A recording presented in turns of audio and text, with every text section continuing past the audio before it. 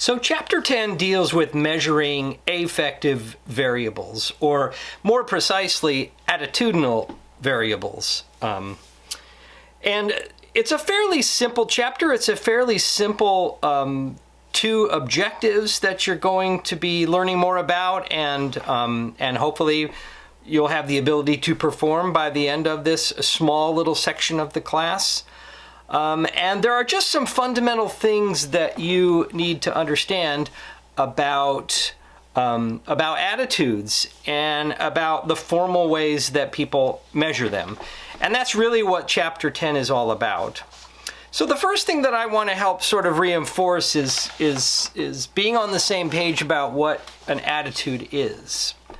An attitude is a person's overall disposition or evaluation of a specific thing, like an object or a person or an event or experience.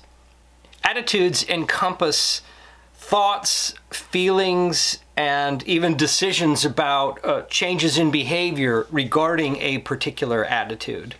Now, the chapter uses the term affective and attitudinal sometimes interchangeably, and I know that I do, but from a more technical perspective, affective refers specifically to the emotional or feeling component of an attitude. So measuring affect is measuring the emotional element of an attitude that somebody might or does possess at any given point in time. So how do teachers measure attitudes?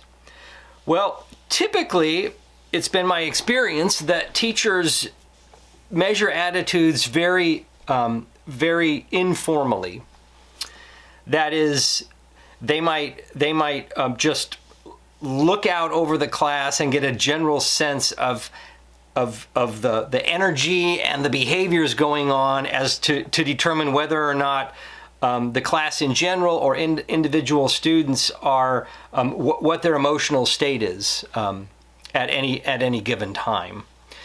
And or teachers may also do something that's a little more formal, and that is they might do an exit ticket where they ask the students not only questions about some of the actual objectives they're learning, but also how they're feeling about it, what their level of confidence is, what their perceived level of understanding is, and all of that. So that could just be something that kids scribble down on a piece of paper, or the teacher might write very formal, almost survey-like items on the board and have the students answer that way. But because this class is assessment, and if you recall, our definition of assessment is a formal attempt to measure a learner's status with respect to an educational variable of interest. And in this chapter 10, the variables of interest are all related to attitudes. So we're looking at formal ways, and without a doubt, the most formal way that attitudes are measured are through survey items. You can also ask students to do things like just sort of journal. Some teachers review kids' journals. I'm uncomfortable with that, but some do. Or you can ask students to reply in open-ended fashion about things related to their attitudes towards the class or what they're learning about. The teacher might also make more formal observations by having a checklist themselves. And so, for example, if feelings of engagement are an attitude that the teacher wants students to acquire, then a teacher could record formally some of the ways in which she or he observes whether students are engaged or not, whether they're on task or that kind of thing.